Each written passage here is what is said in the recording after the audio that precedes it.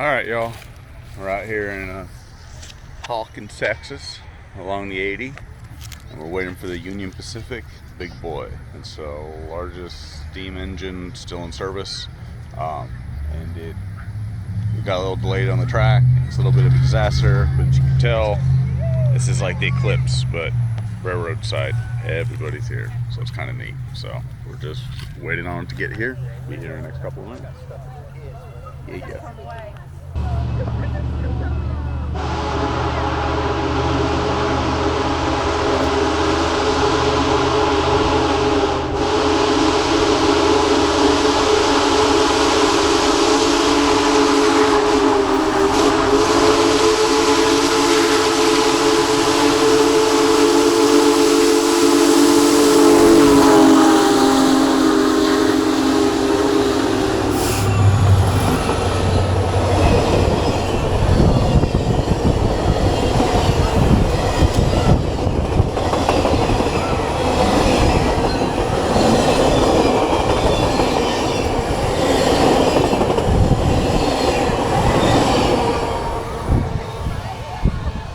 Well, that was pretty dang neat. I think the camera even got a little.